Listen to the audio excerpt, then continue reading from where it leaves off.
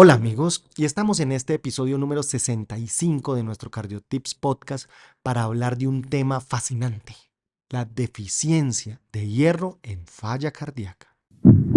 CardioTips Podcast.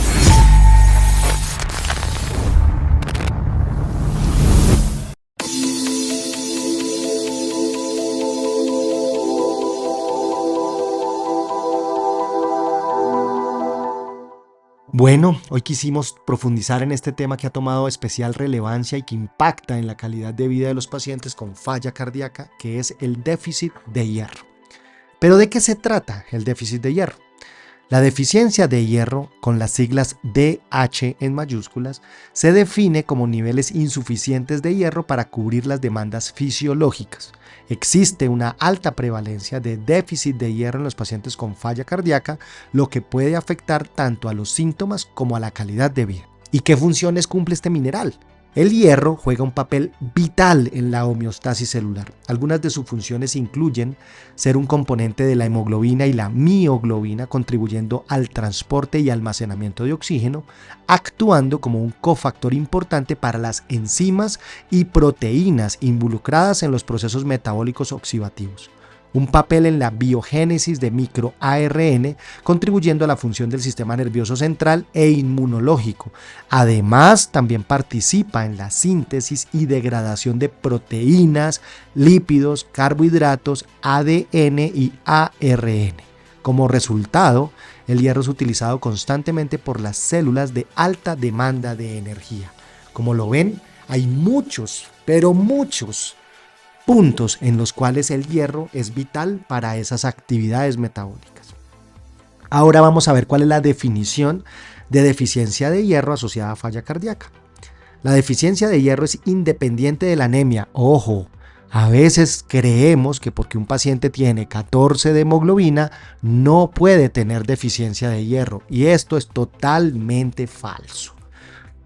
Las manifestaciones también de bajas de concentraciones de hierro almacenadas, lo que se denomina deficiencia absoluta de hierro, o también podemos encontrar déficit del suministro insuficiente de hierro para satisfacer las demandas fisiológicas, lo que se conoce como deficiencia funcional de hierro. La deficiencia absoluta de hierro se define como una concentración de ferritina sérica menor de 30 microgramos litro, ya que la ferritina es directamente proporcional a las reservas de hierro. Esta ferritina también es una proteína de fase aguda. En condiciones inflamatorias como la insuficiencia cardíaca se define como punto de corte déficit menor de 100 microgramos litro. Ese es el primer punto. Entonces, si nos vamos a preguntar cuál es el primer valor de laboratorio que vamos a interpretar en la sospecha de déficit de hierro en un paciente con falla cardíaca, es la ferritina. Si tenemos un valor de menos de 100 microgramos litro, tenemos déficit de hierro asociado a falla cardíaca. Ahora, ¿cuándo nosotros vamos a tener en cuenta la saturación de transferrina? Ese TSAT o TSAT es el índice del porcentaje de transferrina unida a hierro y actúa como un biomarcador del hierro disponible, no de la reserva, del hierro disponible. La deficiencia de hierro funcional se define como una concentración de ferritina entre 100 y 299 microgramos litros junto a una saturación de transferrina menor del 20%. Entonces, vamos nuevamente retomando. Déficit de hierro asociado a falla, ferritina menor de 100. Ahí no miro TSAT, no miro hierro, no miro otros valores.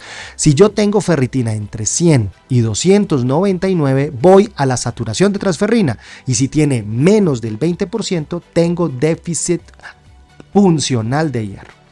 Limitaciones. Existen en estas definiciones y se basan en el ensayo FAIR-HF, FAIR-HF, que utilizaron parámetros más altos de deficiencia de hierro con referencia a pacientes con enfermedad renal crónica. Eso quiere decir que estos puntos de corte se los debemos a los nefrólogos. Y debido a los aumentos artificiales de ferritina observados en el estrés inflamatorio y oxidativo crónico, que también se observa comúnmente en la insuficiencia cardíaca. Por esa razón tomamos el punto de corte de 100. No de 30 cuando no tenemos estado oxidativo.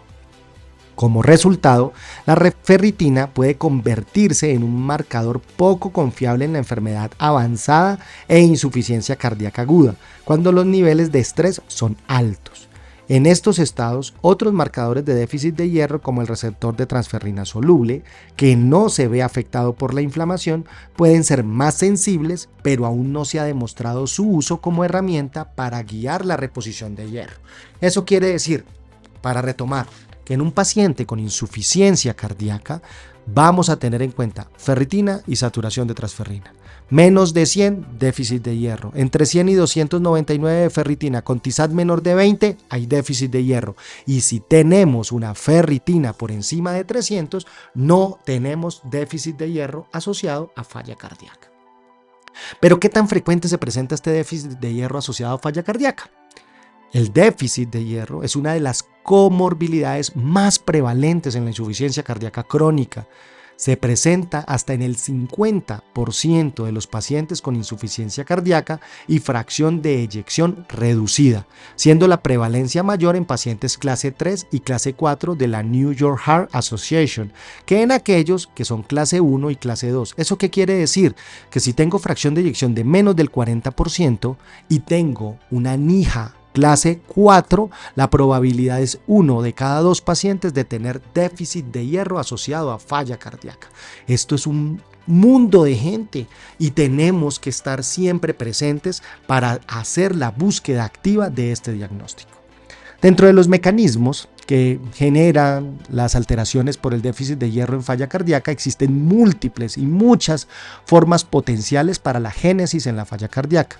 Incluye la alteración en la absorción intestinal de hierro, por el edema de la mucosa por sobrecarga de líquidos, así como están los pies y la ingurgitación yugular, también está el enterocito, disminuyendo la absorción de hierro intestinal.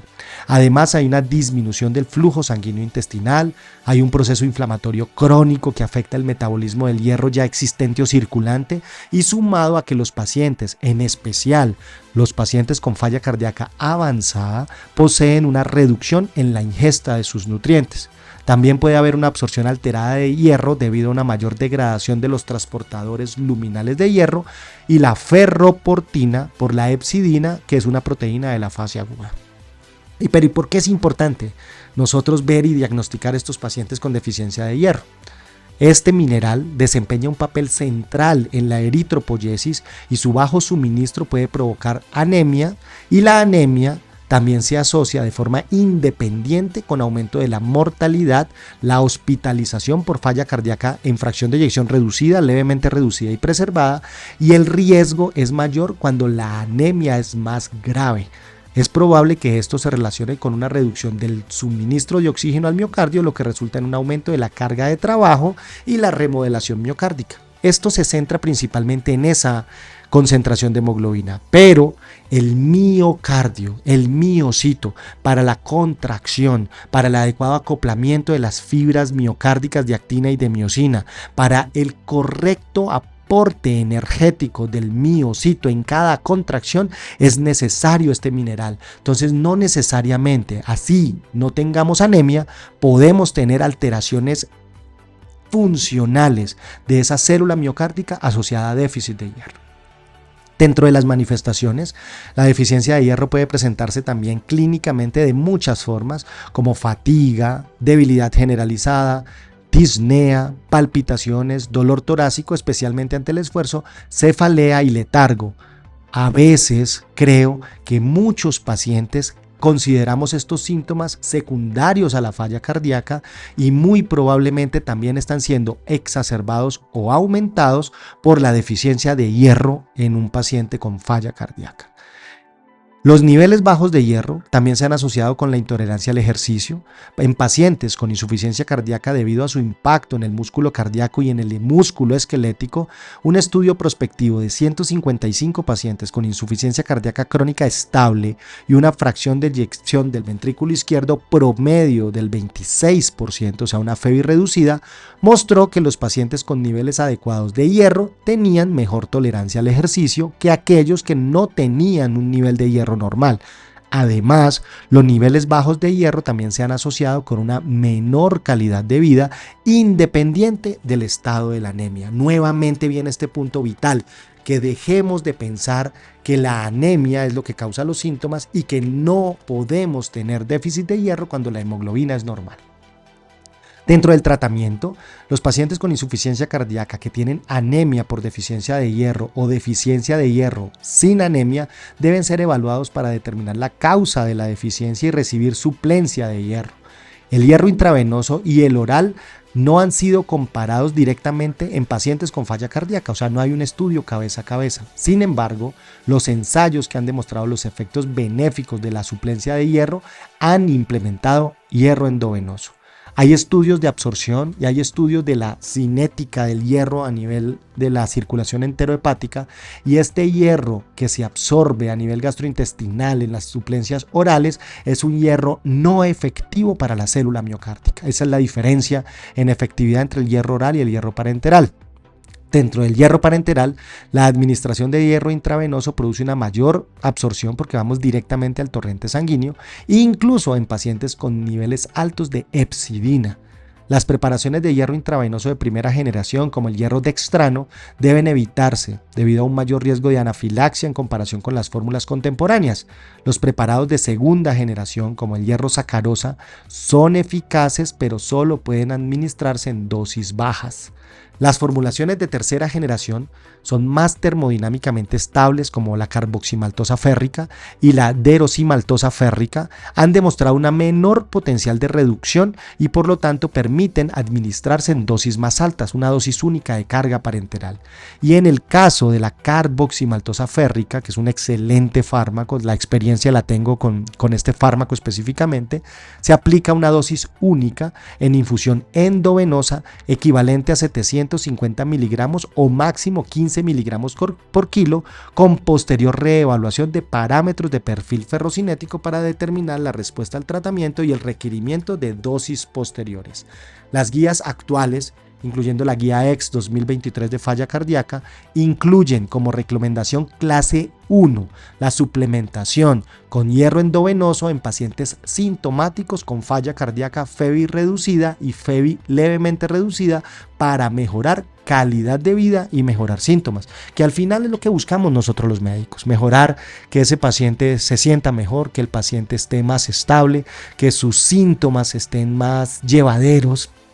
Y en lo personal, los pacientes que he tenido con infusión de hierro son pacientes que realmente he visto los cambios. Son pacientes que muchos de los síntomas los estaba yo como cardiólogo atribuyendo a la falla cardíaca si estuviese ya compensada, pero mejoraron enormemente en disnea, en fatiga, incluso en esa percepción como de energía. Lo dicen los pacientes y los veo más felices y con mucho mejor control de la misma enfermedad de base. Por eso para mí como forma personal, y es una recomendación tipo D de experto en el área, es que debemos buscar de forma activa en esos pacientes con descompensación de falla cardíaca crónica, en los pacientes con falla crónica estable o incluso en los pacientes avanzados, siempre la búsqueda de la deficiencia de hierro asociada a falla cardíaca.